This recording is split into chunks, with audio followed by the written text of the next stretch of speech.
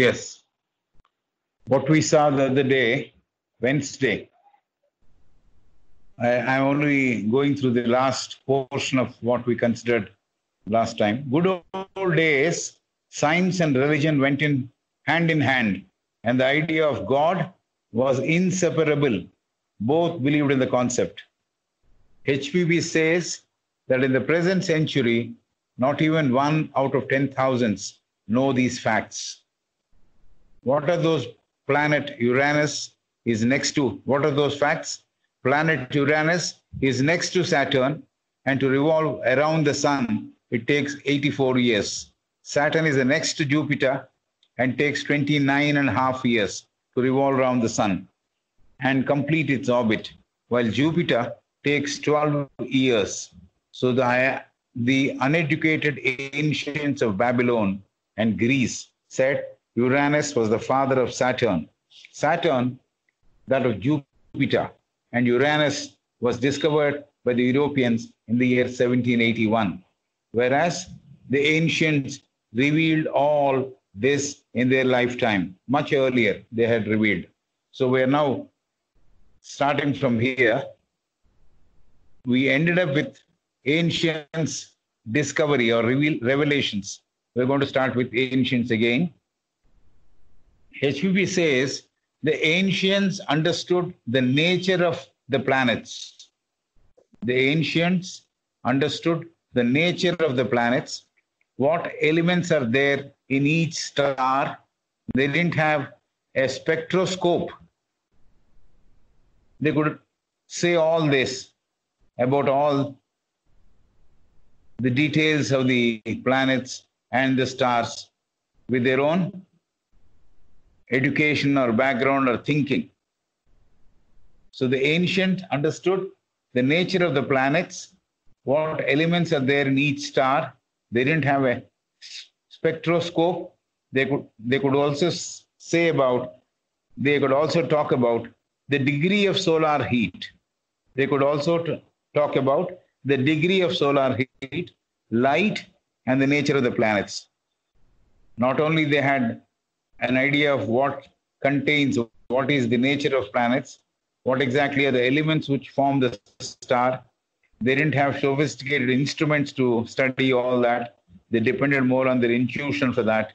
And they also had a measure of the degree of the heat of the solar heat, the degrees, how much heat it produces, and light also, and the nature of the planets. So this is what the ancients could have done,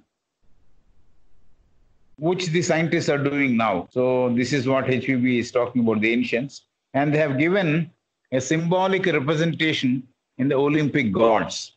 Everything, they had put it in a symbol, and they said all the Olympic gods who represent the facts are all suggesting something. So this is what we understand. And they could talk about the 12 signs of zodiac. And for each zodiac sign, there is a special quality that is attributed to each of that sign. So they were also good at astrology and astronomy, because planets and all that, study of planets and stars is related to astronomy. And if somebody is talking about the zodiac signs, they are talking about astrology. So this is what Madam Blavatsky is starting. The ancient understood the nature of the planets, what elements are there in each star. They didn't have a spectroscope even. They could also talk about the degree of solar heat. Did they have a meter or something to measure the degree of solar heat? We do not know. But they could talk about the degree of solar heat, light, and the nature of the planets. And they have given a symbolic representations in the Olympic gods. All the Olympic gods, they could associate those gods with either the planet or with the star and things like that. And they could also talk about the 12 signs of zodiac, the zodiac signs which we're all familiar with in astrology. And for each zodiac sign, there is a special quality. The ancients understood the nature of the planets, what elements are there in each star. They didn't have a spectroscope, meaning an instrument which perhaps helps them to understand the nature of the planets of the star. they could also say about, or they could also talk about the degree of solar heat and light and the details of the nature of the planets. Right. They also have given a symbolic representation in the Olympic gods. They have Olympian gods or Greek gods. So they had chosen each godly figure and associated them with each planet, each star, and each of those 12 zodiac signs. So, and they could talk about the 12 signs of zodiac. So they could also talk about the zodiac signs. That means they were good at astronomy and astrology. So for each of these zodiac sign, there is a special quality that is attributed to each of these signs. So this is what they have said. And then the next paragraph of my notes is the fable of the 12 houses is an old book. The fable of the 12 houses is an old book, and a comparison can be made with most modern discoveries. And the facts mentioned are similar, says HPB. This book, The Fable of the 12 Houses, is a very old, ancient book. And if someone makes a comparison, if they want to make a comparison, between the modern discoveries and the contents of the book, so comparison can be made with most modern discoveries, and the facts mentioned are similar, says HPB. That is what the modern discoverer or astrologer or astronomer talks about, and what the book contains, the fable of the 12 houses contains. They are one and the same, says HPB. Blavatsky. She's saying that ancients had such power of communicating, understanding, and writing down what they have understood. The gods and goddesses, we're not talking about the ultimate, we're only talking about godly natured figures. So the gods and goddesses of our planet means Earth, are similar in physical nature to the gods and goddesses of other planets. And some sentinels who guarded the universe and communicated to deities remarked that there is a physical unity of the universe and the planets. Okay, I'll go through this again. The gods and goddesses of our planet means the Earth. The gods and goddesses of our planet are similar in physical nature to the gods and goddesses of other planets. This itself is a good indication that there is unity everywhere.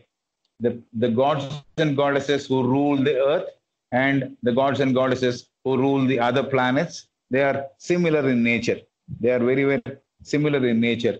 Is of physical nature also. That's what Madam is saying. So there is unity there. And some sentinels means guards. Some people who are, again, divine gods. Sentinels are people who are guarding the whole thing which is happening, who guarded the universe. They guarded the universe, means they took care of the universe, how it was coming about, how the whole thing is happening. So sentinels who guarded the universe and communicated to deities. So they used to talk to the deities. They also used to communicate with the deities, remarked that there is a physical unity of the universe.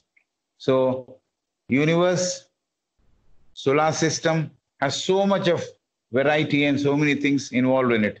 So there is a perfect unity in the universe is what they felt. The sentinels, the guards who guarded the universe, they communicated to the deities. They had remarked that there is a physical unity of the universe. So this unity is something which is existing at the base of everything. It's only because we have come into the world. This is what I'm saying. It's not there in the book. Because we have come into the world, we have developed our own attitude.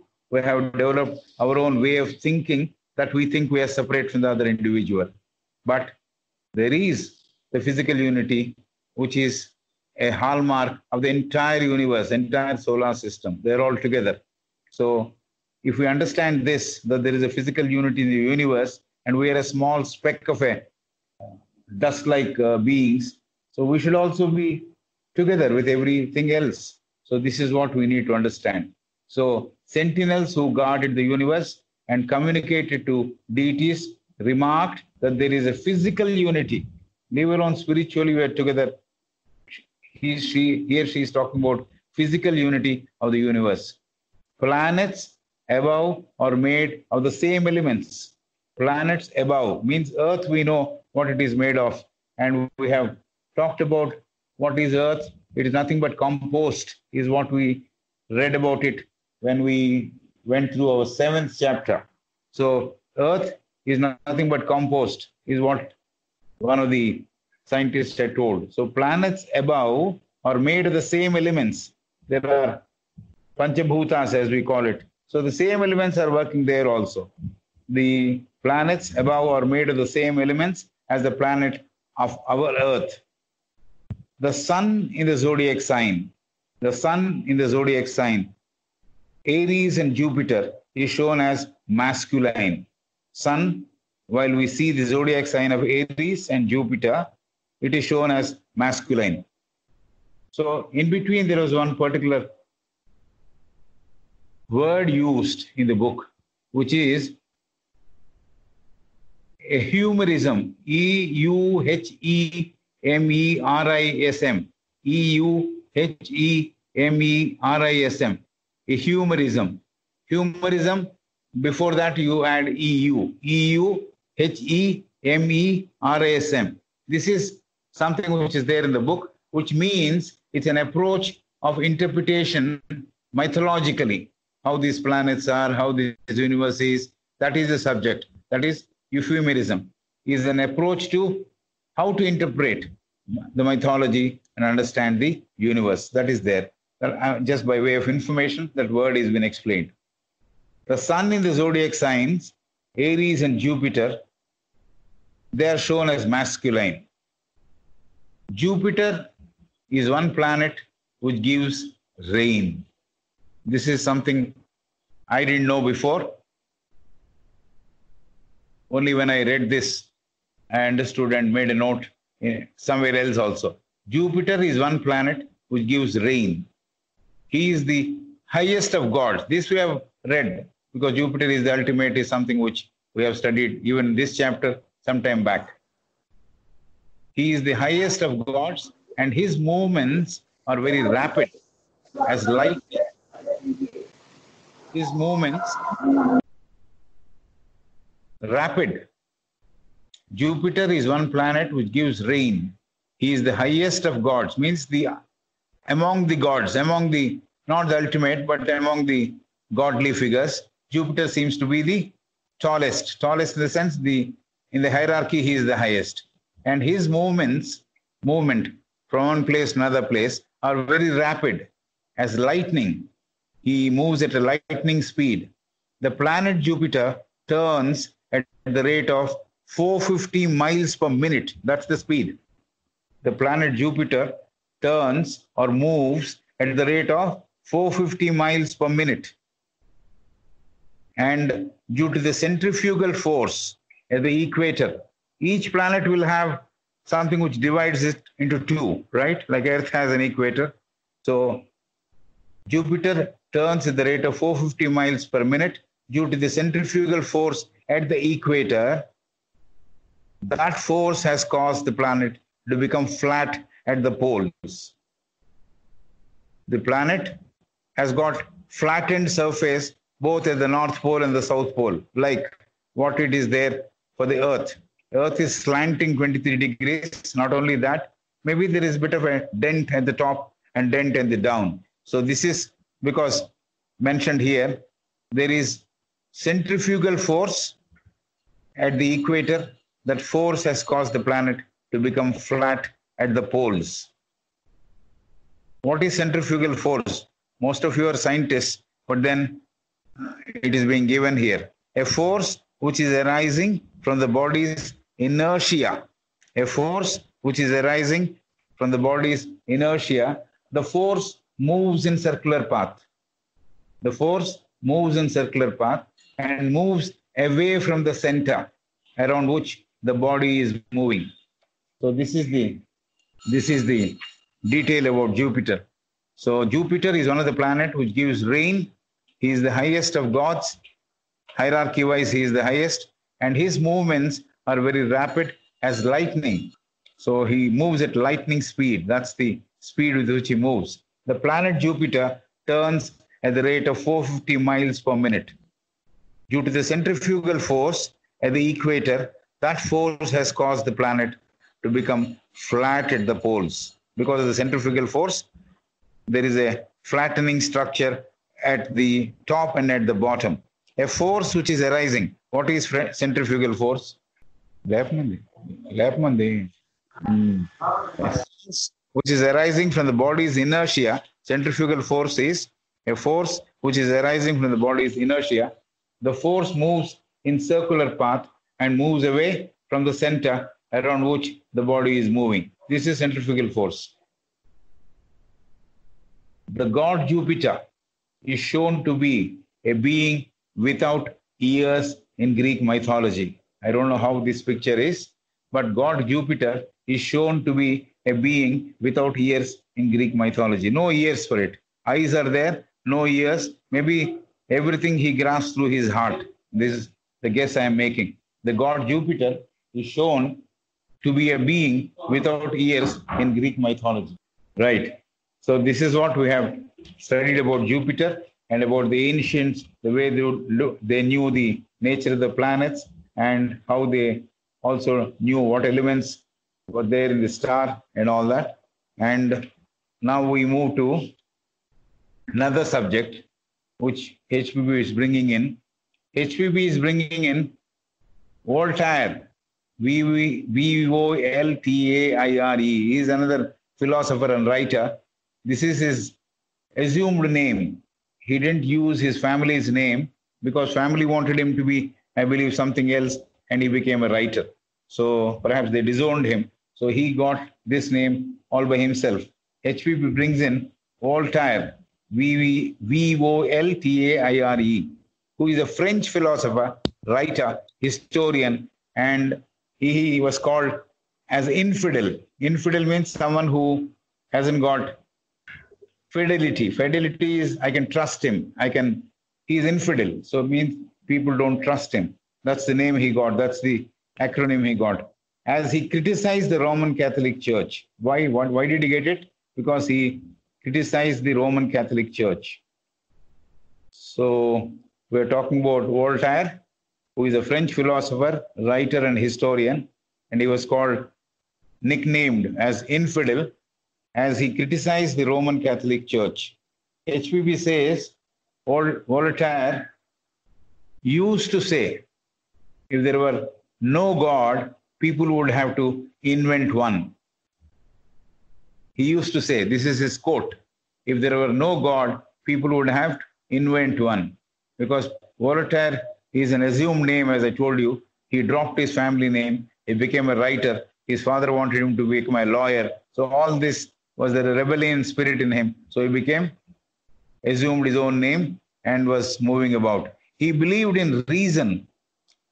Voltaire believed in reason, and he never believed in authority. So for him, authority is something which he would not bear. He believed in reason and no authority, religious or political. He also believed authority, whether it is religious or political, will not bring in social progress. This is the belief he had. Authority, whether it is religious or political, will not bring in social progress. This is what he believed in. And so perhaps because of these ideas which he has got, he has been called the infidel, because he criticized always the Roman Catholic Church, and he has very strong opinions. And he is someone who believed in God, but he never said God is in this form or in that form. That is the trouble with him. And he never believed what the church said was right, or what the Roman Catholic Church was right. So he had his own notions, his own ideas. Right. Voltaire advocated tolerance, especially religious tolerance. So people who are practicing religion should be tolerant. That's what he advocated. So when he said, what you are talking about in the church, what you are saying about God is not reasonable, because he looked for reason, not for authority, they didn't like him. So, but he says all religious institutions should have tolerance. So he advocated tolerance, especially religious tolerance. And this is how we went about. Again, we'll talk about Voltaire. Suddenly she brings in Volney, Volney. This is another philosopher, another materialist, to be very, very precise. He was a philosopher, all right, but leaning towards materialism. Also never denied the existence of God. Volney also was a materialist. He had leaning towards materialism. He never denied the existence of God. He said God is there. HPB says Volney believed that the universe is the work of all wise. He believed the universe has come about because all wise have come together and created that universe. That's the belief of Volney. And said that there was a supreme agent. These are all the words of Volney. That there was a supreme agent, a universal and identical artificer designated by the name of God. So this is what he believed. All wise have come together and created universe is one thing. And then he says that there was a supreme agent, a universal and identical artificer. Artificer is a skillful man who can make metals or jewelry, things like that. But this artificer is God. So he made this universe. He is a skillful man. That's what he's trying to say. So all wise came together to create the universe. It is the work of the all wise who created the universe, and said that there was a supreme agent, a universal and identical artificer designated by the name God. You all know artificer. Who is an artificer? It means a skilled craftsman or an inventor. So this is what Volney had to talk about. So both Voltaire and Volney believed in God, but did not believe in a personal God. They both believed in God, but they didn't believe in a personal God, as believed by Christians then. Christians then believed in personal God, and faith in that God was very much important to continue in Christianity. So this is the story of Voltaire and Volney. Who was Voltaire? If somebody again have to remember, he was a French philosopher, writer, historian. He was called the infidel. He criticized the Roman Catholic Church for their unreasonableness. HPB says Voltaire used to say, if there were no God, people would have to invent one. Actually, there is God, but if I say that there is no God, people would go and invent one as propounded by the church. Voltaire is an assumed name. He dropped his family name. He became a writer. His father wanted him to become a lawyer. That's the reason why he went out of the family. He believed in reason. For everything there should be a reason and no authority. And he said authority, whether in religion or political, it will bring no social progress. So to get social progress, you need something else. No question of authority, and authority will not bring in religious progress or social progress or political progress. That's what he talked about. And Voltaire advocated, he preached tolerance, especially religious tolerance. And then we have Volney, another materialist and philosopher, also never denied the existence of God. And HPB says, Volney believed that the universe is the work of all wise. He believed that universe is the work of all wise. All wise people came together and created universe. That's what Volney believed. And said further that there was a supreme agent, a universal and identical artificer designated by the name God. So there is another person who is the supreme agent means the person who is representing everything, and universal and identical artificer. Universal, he is applicable to everybody. He is someone who has to be treated as something special by the entire universe. And he is an artificer, means a skillful man or inventor. So this is what Volney said. So both Voltaire and Volney believed in God, but did not believe in a personal God as believed by Christians then. So both of them believed in godly existence, God's existence, but they didn't agree with the concept of what the church told them. Voltaire, at the end of his life, he became a disciple of Pythagorean system. Voltaire, at the end of his life, became a disciple of the Pythagorean system. He says, after spending 40 years of my life in my pilgrimage, seeking the philosopher's stone called truth. So he has a feeling that he has not found truth. He became, toward the end of his life, a student or a disciple of Pythagorean school. And he says, I have spent 40 years of my pilgrimage trying to seek the philosopher's stone, means touchstone, which would say, when I touch it, what is the truth? That's why philosopher's stone means something which would help me in finding out what is truth. So he is seeking that philosopher's stone, but he hasn't got that. So he says, I couldn't find the truth. My pilgrimage, 40 years of my pilgrimage, I wandered here and there, everywhere. I couldn't get the truth. So he says he had consulted all the adepts, read them through their works. He had consulted all the adepts, read them through their works, namely Epicurus, Augustine, Plato, Malebranche. And he says he is still ignorant of what is truth.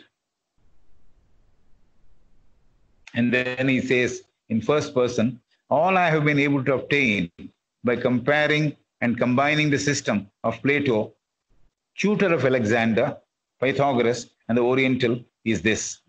So he has considered or consulted a lot of people. So he has also read the works of adepts. Adepts, perhaps his meaning, people who are skillful in philosophy and things like that. Epicurus, Augustine, Plato, and Malebranche. That's the name. And I'm still ignorant of truth, having done all this, having spent my 40 years of life in my pilgrimage, seeking the philosopher's stone. If I touch that, I thought I would reach truth or I would attain truth. So far, I have not got it. But I have not done that only. I have consulted all the adepts and their works, read them through their works, Epicurus, Augustine, Plato, Malebranche, and I'm still ignorant of what is the truth. So if you have too much of that information also, maybe it doesn't help. I'm saying this. You have a lot of information, but information which will lead to the truth being found out within you is more relevant than gathering information. So he did that for 40 years, going from place to place, reading various books, and finally, toward the end of his life, he became a disciple of Pythagorean system. So that's what he talks about. And he still says, I have been able to obtain by comparing and combining the system of Plato, tutor of Alexander, Pythagoras, and the Orientals. What I have arrived is this. So he finally synthesized what Plato said, what Pythagoras said, and what Orientals said. So all the three he combined and he found out something. He says Plato is a tutor of Alexander. Okay, this is there in the history books also, right? What did he find out after having synthesized the philosophies of Plato, Pythagoras, and other Orientals? What he says is, chance is a word void of sense. Chance is a word void of sense. So chance means there's no meaning in it. Chance, that word chance, C-H-A-N-C-E. Nothing happens by chance. So that's the statement which we know. He says,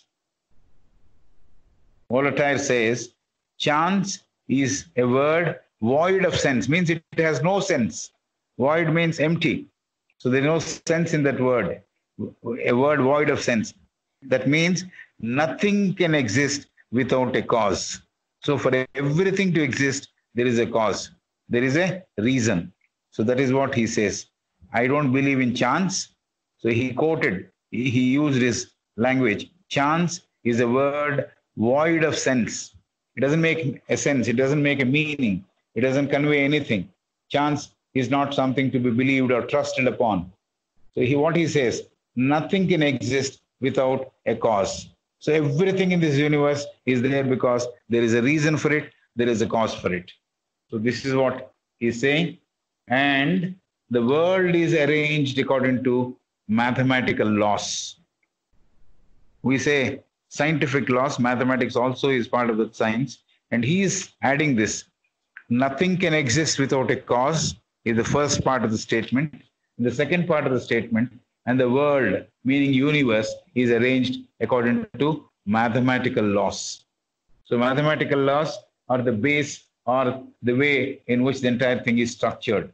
So everything is happening with a reason, with a cause.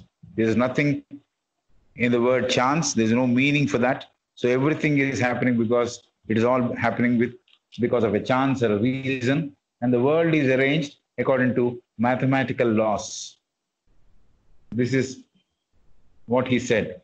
Hence, it is arranged by an intelligence because it is according to mathematical laws and there is a reason behind everything.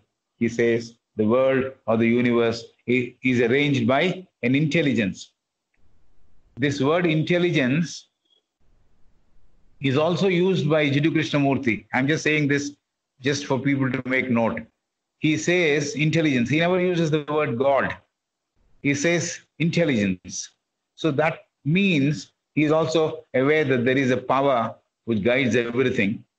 A lot of people who misunderstood him thought that he is talking that there is no God, because he would say, burn your Gita, burn your Quran. People used to think that he doesn't believe in God. No, that's not what he was saying, but he should practice what is there in that book, is perhaps what he meant. So here, Voltaire finally has to convey nothing can exist without a cause, and the world, meaning universe, is arranged according to mathematical laws, and it is arranged by an intelligence. And to give the biographical details means when he was born and when he passed away. Voltaire lived between the year 1694 to the year 1778. Maybe he lived for about 84 years. He lived between 1694 to the year 1778. That makes, yes, 84. Having talked about Voltaire, HVB talks about Mr. Proctor. Let me tell you, Mr. Proctor somehow is not receiving any good encouragement as far as HVB is concerned, because Proctor has made a lot of mistakes according to HVB. So anyway, she's talking about Mr. Proctor. Mr. Proctor's book, An Astronomus, got affected by various coincidences. So that's what he claimed himself. Mr. Proctor's book on astronomers got affected, means got suffered by various coincidences. And Proctor gave many cases, but most of them have been talked about by Egyptologists, those who study the archaeology. Egypt was one country where archaeology was practiced a lot. So she says he gave many cases, but most of them have been talked about by Egyptologists, those who studied the archaeology, right? And then he also believed the language of Egypt. So these are the two things. Egyptologists means people who study archaeology and the language of Egypt. Mr. Proctor has got the uncanny knack, means somehow he manages to, that's what it means. Mr. Proctor has got the uncanny knack of falling at the feet of material scientists whose views he tends to repeat, says HVB. So we know, knowing HPB quite well, she has not so much of respect for the modern scientists because they have swept away the ancient scientists and ancient discoveries. So she has not much of praise for the modern scientists. And she also talks about Proctor, who believes in coincidences and all that. So he gave many cases, but most of them have been talked about by Egyptologists, those who study the archaeology and the language of Egypt. So Mr. Proctor has got the uncanny knack of falling at the feet of material scientists. Nobody normally should fall at the feet of material scientists. Material scientists, of course, scientists normally work for material progress, material technological progress. That is what scientists are working at. So Proctor is falling at their feet. Instead, he should be looking at the spirit. That's perhaps what HPB is suggesting. But then he has got the uncanny knack of falling at the feet of material scientists, whose views, the scientists' views, Proctor tends to repeat, says HPB. So he keeps on repeating the words of the other scientists. So this is the problem with Proctor. He confounds, that he gets confused between physical and spiritual operations. He confounds means he gets confused. He is someone who can be suggested to be someone who is continuously in the confused state. He confounds, that he gets confused between physical and spiritual operations. What is physical operation? What is spiritual operation? He is not able to distinguish. He is always in doubt. So he confounds, that he gets confused between physical and spiritual operations of nature. Nature, what is physical and what is spiritual about nature? He was not quite clear about it. He is not able to offer good explanations, plausible explanations on the subject of subtle influence of remote planets by comparison with the familiar and potent effects on sun and moon and earth. So this is the problem he has. HPB says he is not able to offer.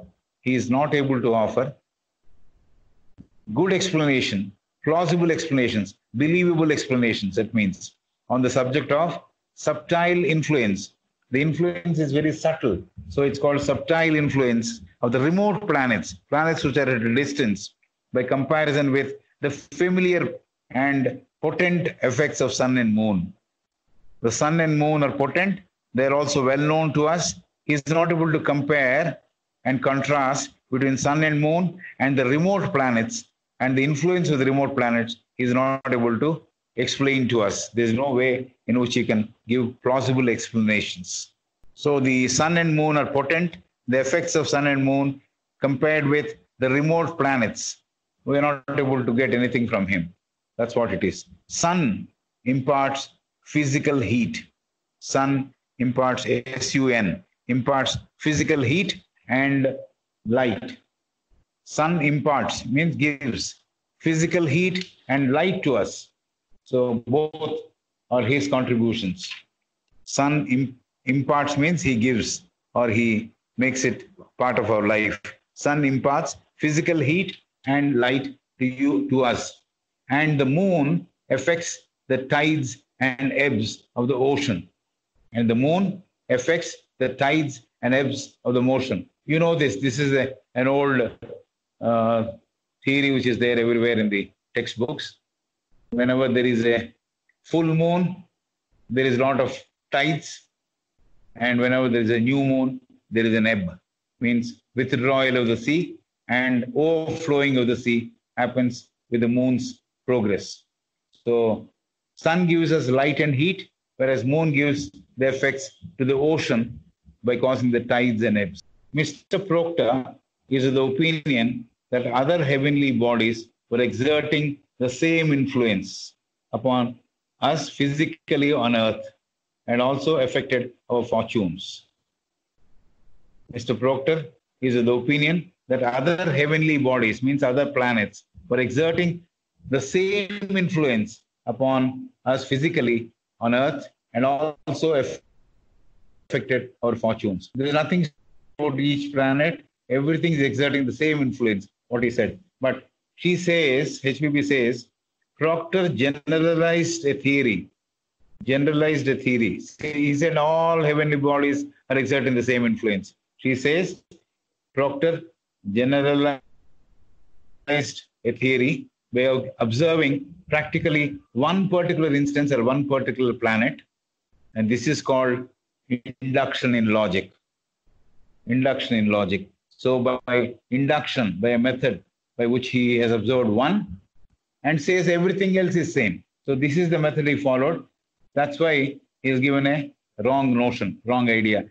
Mr. Proctor is of the opinion that other heavenly bodies were exerting the same influence upon us living on earth physically and also onto the earth, and also affected our fortunes similarly, which is not the case actually speaking, because he went by somebody's observation. And she says Proctor generalized a theory. He did not go into particulars. He only observed the influence or movement or nature of one particular planet.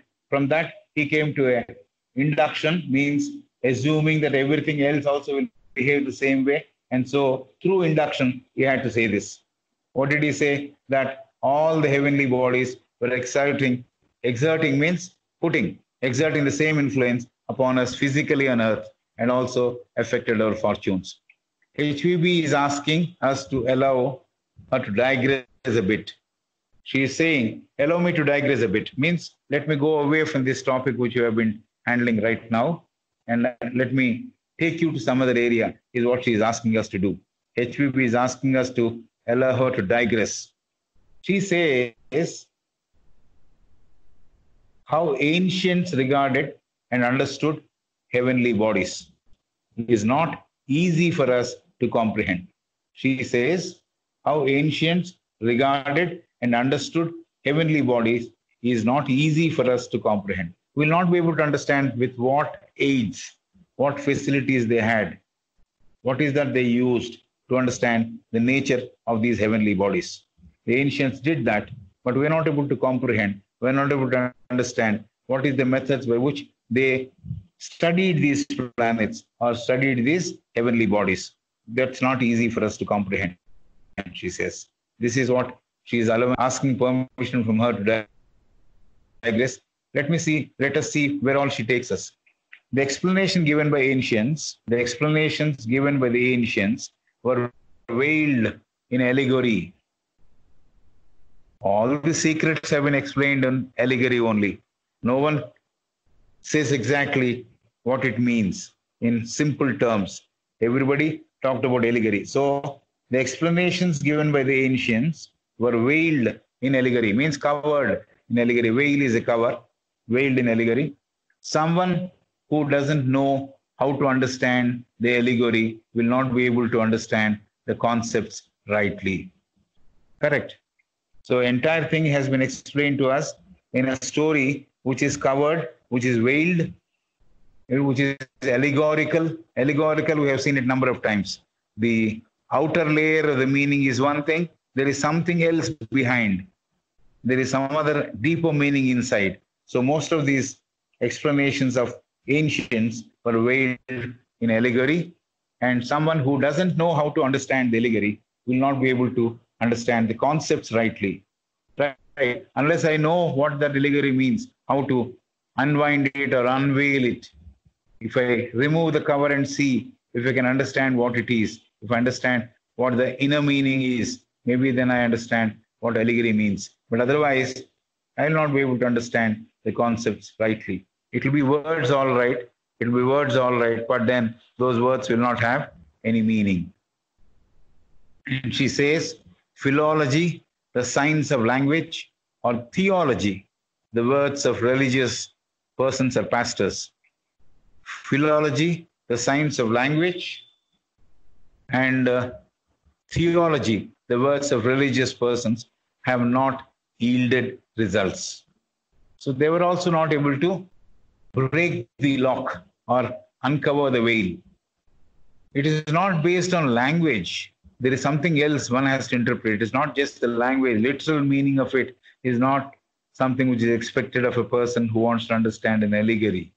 So, philology, the science of language, or theology, even religiously speaking, if those people had a different level of understanding, even if they could not understand what exactly these allegories meant. So she says, the words of the scientists who knew philology or theology, the words of religious persons, they did not yield any results in understanding what is allegory.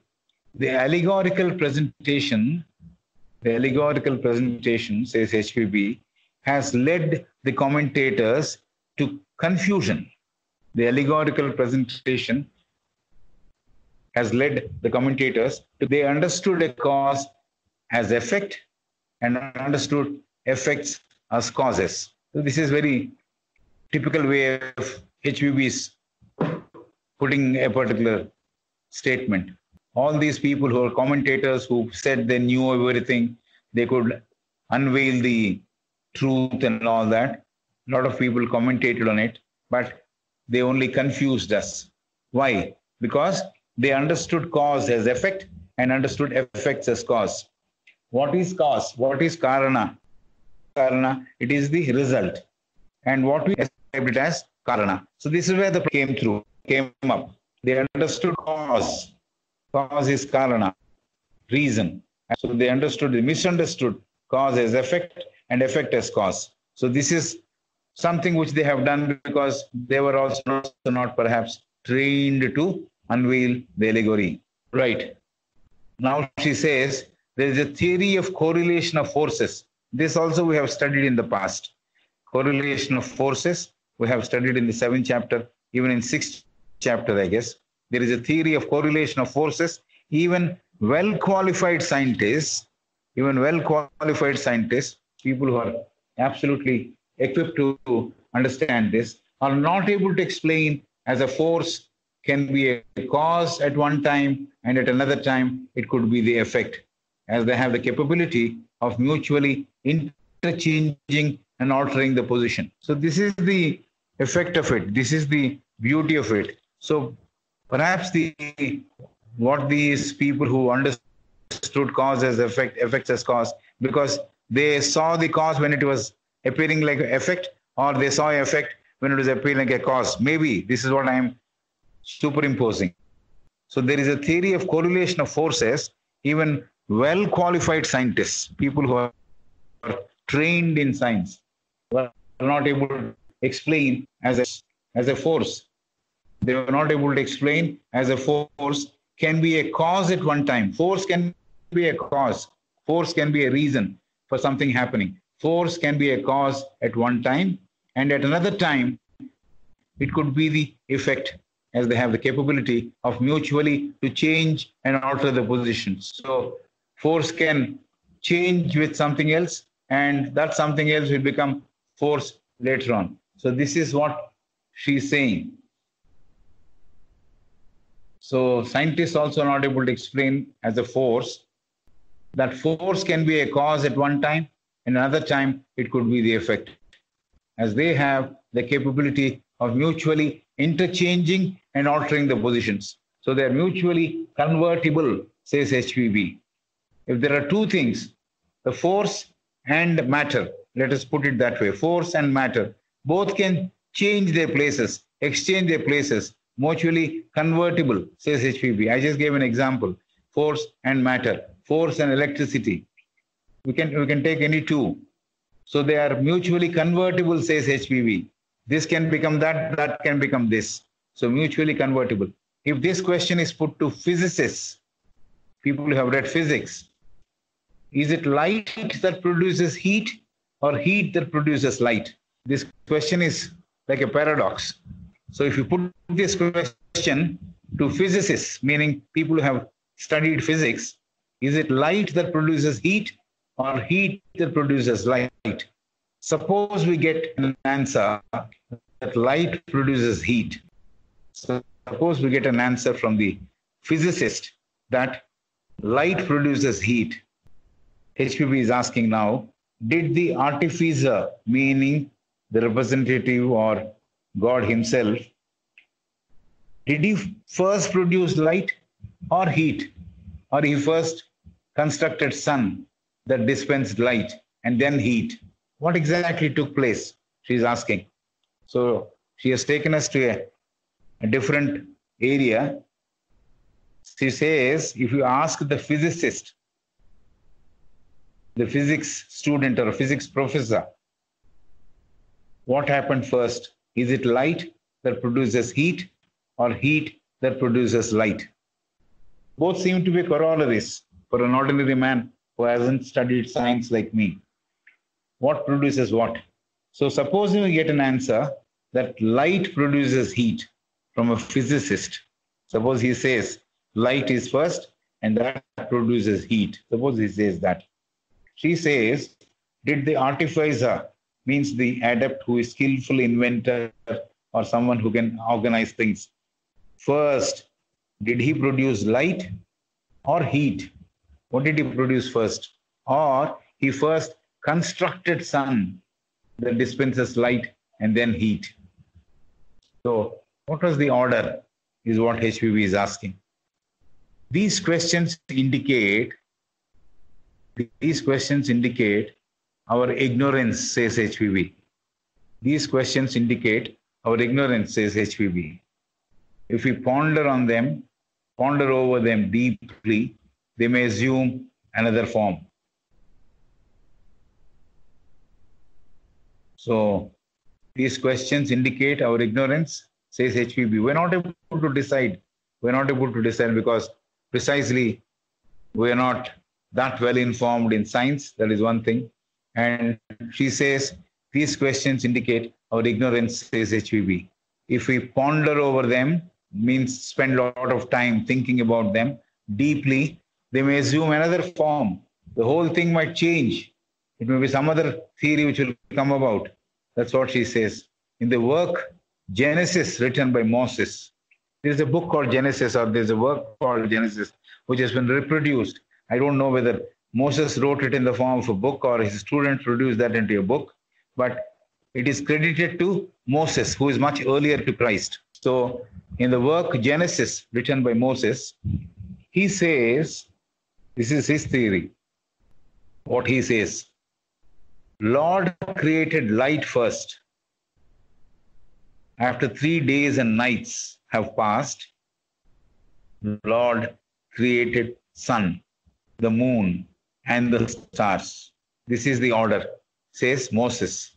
Moses in his book Genesis, he says, Lord created light first, and 3 days and 3 nights after the time has passed, Lord created sun, the moon, and the stars.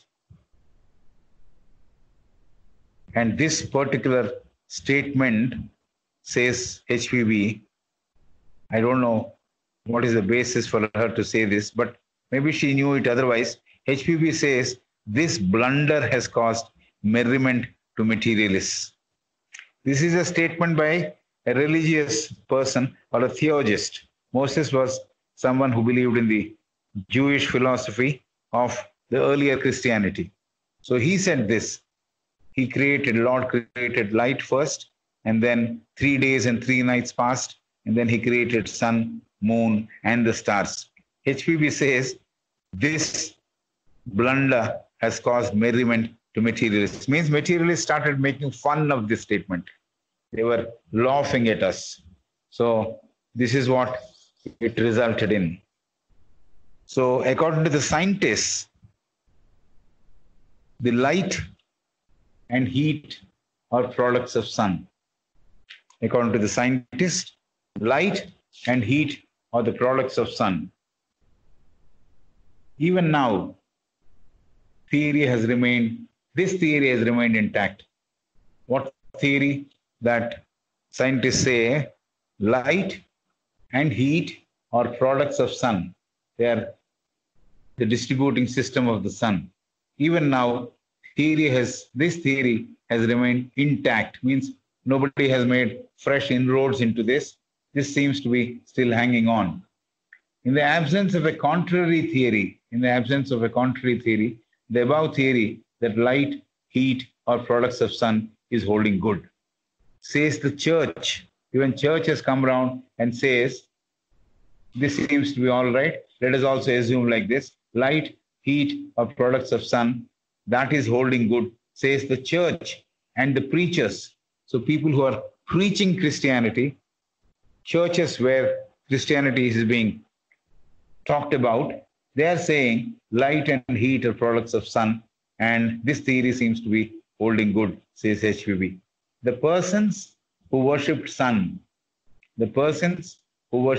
sun worshippers, that the Great Spirit as part of nature and God.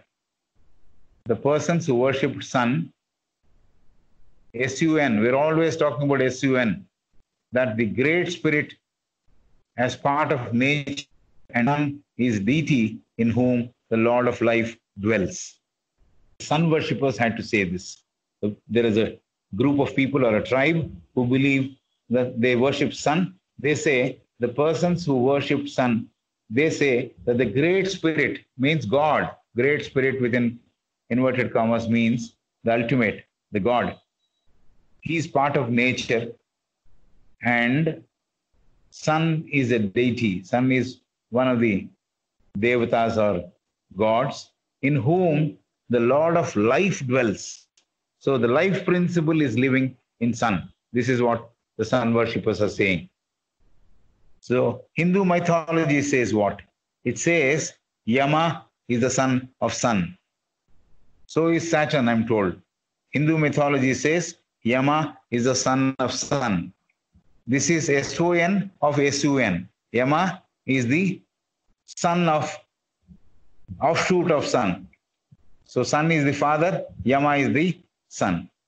Sun is the source of the souls and all life. This is a quotation. Sun is the source of the souls.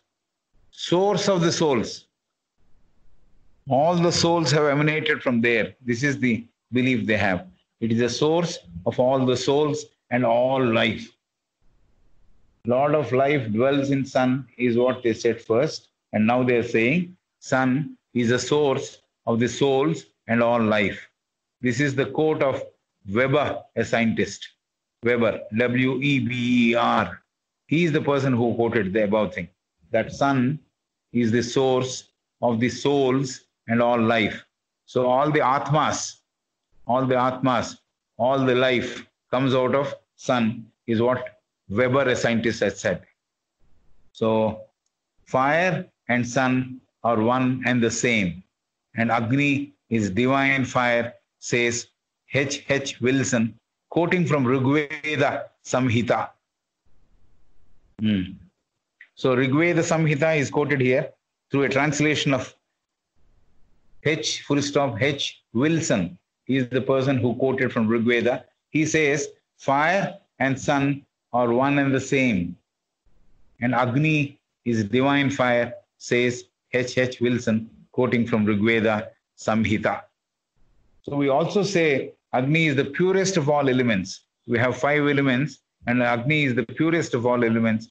It purifies everything that comes into contact with fire. So perhaps from that point of view, we can also easily fall in line with this statement. Fire and sun are one and the same, and Agni is divine fire, says H. Wilson, quoting from Rigveda Samhita. Right. So we move on. Amzad, O-R-M-A-Z-D.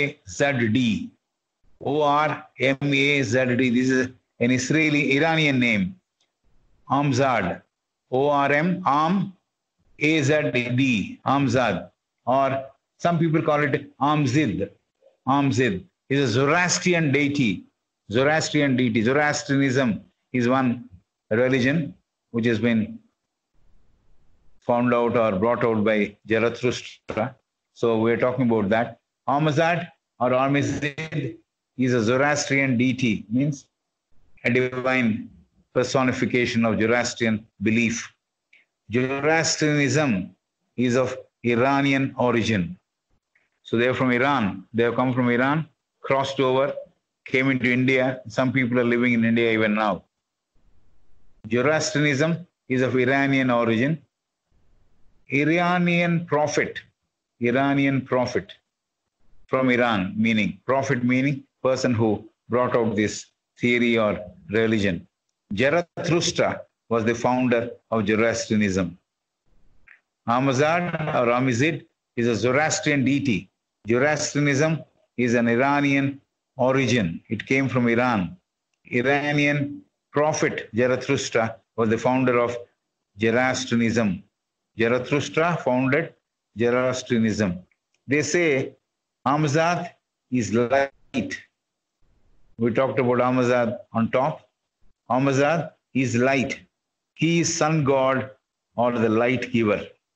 They say, that means Zarathustra and the followers of Zarathustra, they say Amazad is light, he is sun god or the light giver. He is the person who gives light. That is his job, Amazad's job. In the Hindu, so Mazda is a name. Mazda is a name of one of our brothers' nephew, Mazda. Mazda comes out of this word Amazad, Armazad. Mazda means his divine name, meaning he is a god of light. So Amazad or Amizid is a Zoroastrian deity.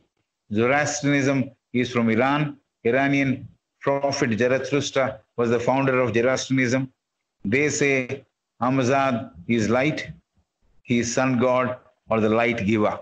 Then in the Hindu philosophy, what does the Hindu philosophy say?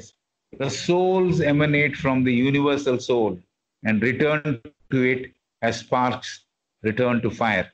This is what the Hindu philosophy believes. The other philosophy talked about sun. From sun, all the souls are coming. Sun is the source of the souls and all life, said Weber. He's part of perhaps the people who believed in this theory. And we were talking about Weber. Weber says, sun is the source of the souls and all life. This is the quote of Weber. But what Hindu philosophy says, the souls, the Atmas, emanate from the universal soul. Universal soul is there, Vishwatma is there, and all the rest of the Atmas come out of that, or they emanate out of that. They are products of that universal soul and return to it as sparks return to fire. Just like as sparks become part of fire again, these souls also return to the universal soul. This seems to be the Hindu philosophy. Another place, it is said, the sun is the soul of all things. All has proceeded out of the sun and will also return to it. This is another philosophical statement by somebody else. Another place it is said, another place means another philosopher has said, the sun is the soul of all things, soul, S-O-U-L, of all things. All has proceeded out of the sun and will return to it. All these have to be understood allegorically. All these statements have to be understood allegorically, says HVB. And there is a central invisible sun. There is a central invisible sun, God, whose first manifestation was Sephirah, S-E-P-H-I-R-A-H, the emanation of Ein Sof, A-I-N-S-O-F, meaning light. In short, Sephirah is a Kabbalic expression for emanations. So this is, all these statements have to be understood allegorically, says H.P. Blavatsky. And there is a central invisible sun. This factor is something which we have to register in our mind, because the letters from the Masters of the Wisdom also talks about it. When I think it is Mr. Sennett who had asked about it, and Master says there is a sun behind Jupiter. So there is an invisible sun. There is an invisible central sun. So there is a central invisible sun, God, whose first manifestation was Sephirah, the emanation of Ein Sof, meaning light in short. So this is what the central sun or God, whose first manifestation is light. Sephira is a Kabbalistic term or expression for emanations, means coming out, things coming out of the source. Through Sephira, Ein Sof reveals or comes out to create the physical, objective universe and also the invisible, metaphysical universes and realms. So this coming out, emanations, Sephira, or Ein Sof, reveals or it comes out, or everything comes out of it to create the physical objective universe, what the universe we see. It is coming out of that Sephira or Ein Sof. That means light. That's what she has equated it to. So everything is coming out of that, and it's a physical objective universe which we are seeing that's coming out of that light, and also the invisible metaphysical universes and realms. So not only the physical objective universe is coming out of it, but there are also other universes or other planes which we are not able to see. There are also other universes which are there in the cosmos. So all the other universes which we are not able to see, which are not physical, they are metaphysical, and all the realms, means all the areas which we are not able to see, but which are existing, they're all coming out of that light, says this particular term. Sephira or Ein Sof. Some people write it as A-I-N-S-O-F. Some people write E-I-N-S-O-F. Both are there, meaning light in short. And Sephira is a Kabbalistic expression for emanations, means Srushti, for everything to come out of one source. Through Sephira, Ein Sof reveals or comes out to create the physical objective universe. So the objective universe is a product of Ein Sof or Sephira. And also the invisible metaphysical universes and realms. So all the planes, all the universes which are not visible also are coming out of that particular light, which is called Sephira or Ein Sof. HPB quotes a Hebrew prophet. HPB quotes a Hebrew prophet who is well regarded by Christians and Islamists. So this is something very unique. In fact, the word Amen is there in both the systems. So there are some prophets who are regarded by Christians as well as Islamists. His name is Eskil. Even L is silent, in fact. E-Z-E-K-I-E-L. There was a poet, modern days, in the Institute of Central Indian Foreign Languages. There used to be a professor by name Ezki. He is a poet. So his name, Eskil, is named after this particular Islamic prophet, or the person who has also been accepted by Christians.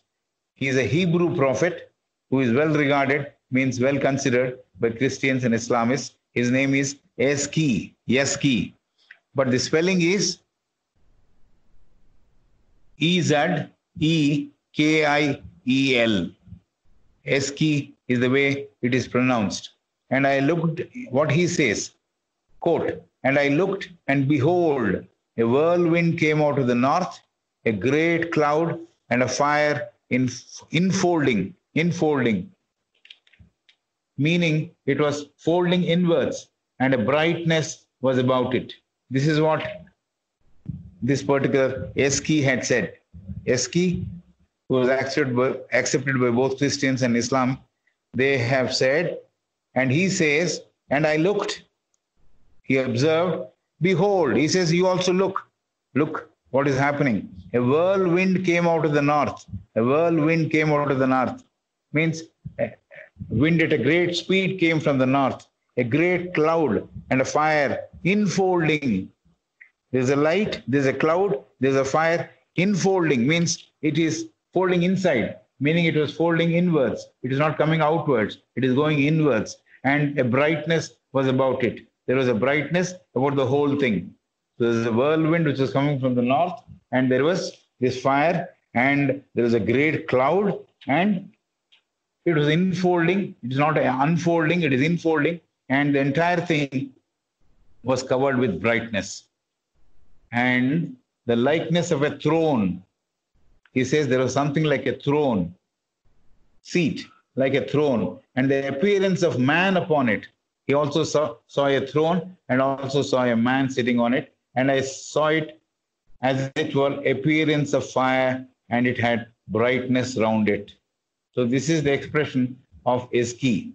He says he saw a whirlwind from the north. It had a great cloud and a fire which is infolding, meaning folding inside to that particular whirlwind, and a brightness was about it, means there was a brightness covering it, and the likeness of a throne. There was something looking like a throne, a seat, a huge seat, and the appearance of man upon it. There was a man sitting on it, and I saw, as it were, appearance of fire, and it looked like as though it was the fire god or fire, and it had brightness around it.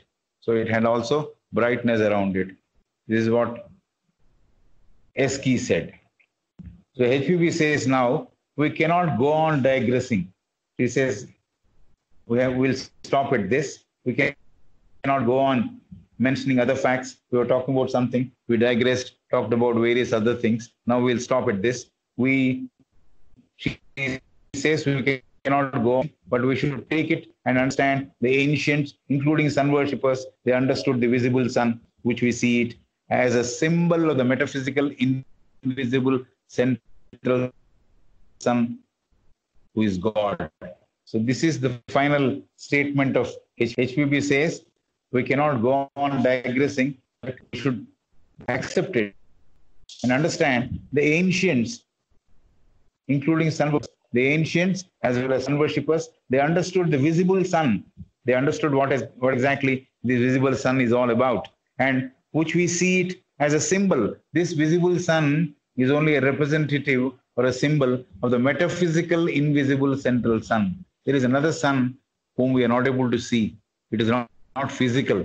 We are not able to see with our eyes. It is invisible. But that is the central sun. That is God. So this is what she is saying.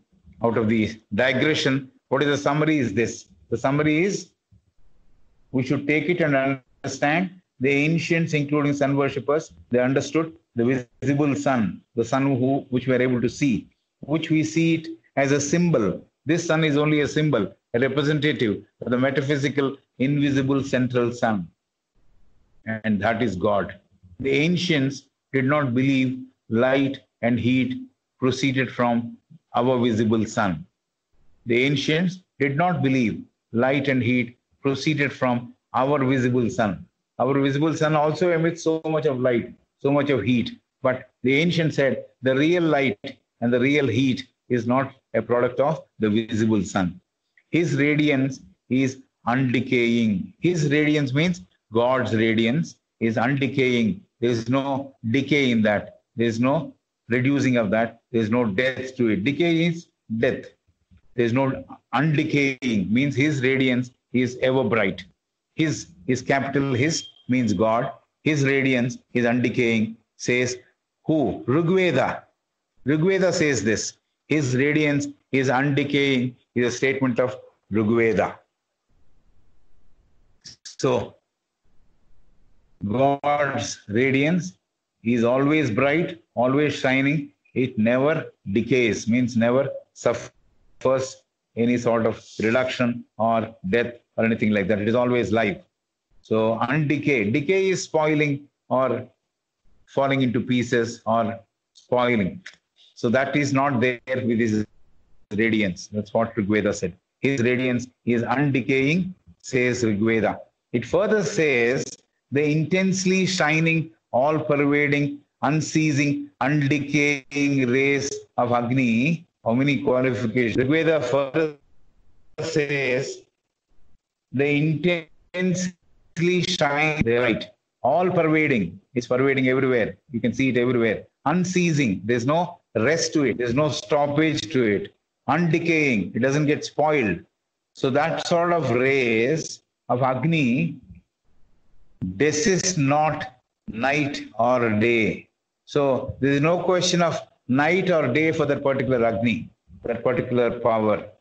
Always shining. There is no end to it. So I read this sentence once again because it looks very, very powerful. It further says, Rigveda further says, the intensely shining, all-pervading, unceasing, undecaying rays of Agni doesn't desist nor night or day. It further says, the intensely shining, all-pervading, unceasing, undecaying rays of Agni desist not night nor day. So that's the sentence. I think second time I read it correctly. The third time I read it correctly. First time I read it well, but second time I didn't correctly put those words across to you. It further says, the intensely shining, they were bright, always bright, shining with a lot of light, all pervading. It's pervading everywhere. All pervasive means there's not a place where the effect of that is not there. Unceasing, no relent, no question of stoppage, unceasing, undecaying, no question of spoiling also. Those rays of Agni desist not night or day. So question of night and day are not there. It's always bright, always shining, always pervasive, always undecaying, always unceasing and all that. The reference of Rigveda is to the central sun. All this is being talked about is a central sun. They're not talking about our visible sun.